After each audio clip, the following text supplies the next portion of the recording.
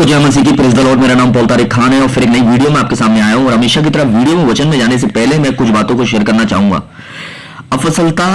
असफलता के बाद उठना आपकी जीत होती है, पर असफलता से पहले बैकस्लाइड हो जाना वो एक हार होती है। थंबनेल टाइटल देख के समझ गए होंगे किस टॉपिक, किस विषय के बारे में बात कर रहा हूं। असफलता के बाद उठना बाइबल से हमें सीख है। मुख्य वचन सबसे पहले पढ़ना चाहेंगे हम, क्योंकि धर्मी जन 7 बार गिरता है फिर भी उठ खड़ा होता है। नीति वचन 24 अध्याय उसका पूर्व वचन हमें यह बताता है। तो इसकी प्रस्तावना क्या है? प्रिय भाइयों बहनों, आज कोई ऐसा नहीं जिसने जीवन में सफलता ना देखी है। कोई रिश्ते में टूटा, कोई व्यापार में हारा, कोई पाप में गिरा, तो कोई विश्वास में कमजोर पड़ा। लेकिन सवाल यह नहीं है कि हम गिरे या नहीं, सवाल यह है कि क्या हम गिरने के बाद फिर उठे हैं या नहीं। आज हम बाइबल से सीखेंगे कि परमेश्वर असफल लोगों को कैसे फिर से खड़ा करता है। असफलता का मतलब अंत नहीं है। बाइबल कहती है, डरो मत क्योंकि मैं तेरे संग हूं, घबरा मत क्योंकि मैं तेरा परमेश्वर हूं। यशाया 41:10। लोग कहते हैं तू फेल हो गया, तुमसे कुछ नहीं होगा, लेकिन परमेश्वर कहता है तू गिरा है पर खत्म नहीं हुआ है। इस बात को ध्यान रखें। परमेश्वर की कहानी हमेशा फिर से शुरू होती है। दाऊद की असफलता और बहाली। दाऊद परमेश्वर की मनभावी व्यक्ति, और लेकिन वह भी गिरा। वह विचार किया, हत्या का पाप किया, परमेश्वर से दूर चला गया। लेकिन जब उसने पश्चाताप किया तो उसने कहा, हे परमेश्वर मुझ में शुद्ध मन उत्पन्न कर। भजन संहिता 51 अध्याय उसका 10वां वचन। परिणाम क्या हुआ इसका? परमेश्वर ने दाऊद को ठुकराया नहीं बल्कि उसे फिर से खड़ा किया। सीख हमें यह सिखाती है, जो मन टूटकर परमेश्वर के पास आता है, परमेश्वर उसे कभी नहीं ठुकराता। पतरस के बारे में देख सकते हैं। पतरस की असफलता यीशु के लिए। पतरस ने कहा था, मैं तेरे साथ मर जाऊंगा पर तुझे न छोड़ूंगा। लेकिन क्या हुआ? उसने 3 बार इनकार किया। उसने यीशु को 3 बार इनकार किया, रोते हुए टूट गया। पर यीशु ने क्या किया? मेरे भेड़ों की रखवाली कर। यूहन्ना 21 अध्याय 17वां वचन। वही पतरस पितकुस के दिन प्रचार कर रहा था और 3000 लोगों को उद्धार दे रहा था। सीख ये सिखाती है हमें, यीशु असफलता याद नहीं रखता, वह भविष्य देखता है। परमेश्वर टूटे हुए लोगों को चुनता है। बाइबल में देखो, मूसा हत्यारा था, गिदोन खुद को कमजोर समझता था, राहाब पाप में थी, पौलुस कलीसिया को सताने वाला था, लेकिन परमेश्वर ने इन्हीं को इस्तेमाल किया।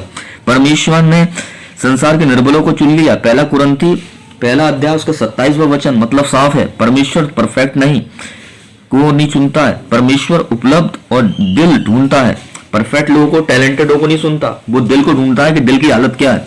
असफलता के बाद उठने के 4 बाइबल के सिद्धांत है। अगर इसको आपने सीख लिए तो मैं बताना चाहता हूं, आप असफलता में गिरना नहीं, उठना सीखोगे। पश्चाताप करो। यदि अपने पाप को मान लो, पहला यूहन्ना क्या कहता है, और पहला अध्याय उसका पहला वचन, कि यदि अपने पाप को मान लो तो तुम्हें उठाएगा। समय को दोष देना छोड़ दो। बहुत लोग अपने आप को दोष लगाते हैं ताकि वो कमजोर हो जाएं। शैतान ये चाहता है कि आप अपने आप पे दोष लगाएं ताकि आप उठना नहीं, गिरना सीखें। पर परमेश्वर क्या कहता है? रोमियो 8 अध्याय 1 वचन। अब उन पर दंड की आज्ञा नहीं है, क्योंकि मैंने उन्हें उठा लिया और मैंने उन्हें चुन लिया है। परमेश्वर के वचन पे खड़े रहो, ना कि किसी इंसान की बातों पर। तेरा वचन मेरे पांव के लिए दीपक है, तो आपके जीवन में अंधेरा कैसे हो सकता है? भजन संहिता 119 अध्याय 105वां वचन। फिर से चलना शुरू करो। गिरने के बाद बैठना नहीं है, उठकर चलना ही विश्वास है। इस बात को हमेशा ध्यान रखें।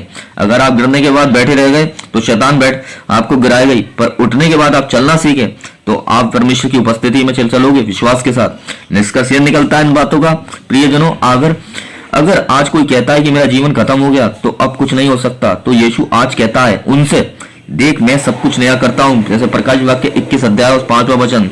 असफलता आपकी पहचान नहीं है मेरे भाई, मेरी बहन, जहां से भी आप मुझे देख रहे हो। कहीं आप समझ रहे हो कि असफलता हमारी पहचान है? यह आपकी पहचान नहीं है, यह आपका खुद का एक धोखा है, जिसके कारण आप हर दिन भूलने की कोशिश करते हो। हर दिन आप स्ट्रेस और चिंताओं में जीते हो। असफलता आपकी पहचान नहीं है, यीशु आपकी पहचान है। और जिस दिन उस पहचान को आप समझ गए ना, मैं बताना चाहता हूं, उस दिन आप गिरना नहीं, उस दिन आप उठना सीखोगे। और बाइबल आपको सिखाएगी कि उठा कैसे जाता है। आप हैंडल करना सीखोगे चीजों को। प्रार्थना, आज आपके लिए एक छोटी सी प्रार्थना करके जाता हूं, और छोटी सी प्रार्थना करके मैं आपको सिखाता हूं कि हमें अंत में अपनी प्रार्थनाओं में ये प्रार्थना रखना बहुत जरूरी है। एक प्रभु यीशु, मैं गिरा हूं, टूट गया हूं, पर आज मैं फिर से उठना चाहता हूं। मुझे नया बल दे और मुझे फिर से शुरू करने की सामर्थ दे, यीशु मसीह के नाम में, आमीन। अगर गिर चुके हो तो छोटी सी प्रार्थना करो। और मैं बताना चाहता हूं परमेश्वर आपको, अगर आप प्रार्थना करने के लिए तैयार हो, उठने के लिए, तो परमेश्वर आपको उठाने के लिए तैयार है। इस बात को हमेशा ध्यान रखें। समझ रहे हैं? तो सबको जय मसीह की, प्रेज़ द लॉर्ड। अगली वीडियो में बहुत जल्दी मुलाकात होगी एक नए टॉपिक, नए विषय के साथ। तब तक के लिए जय मसीह की।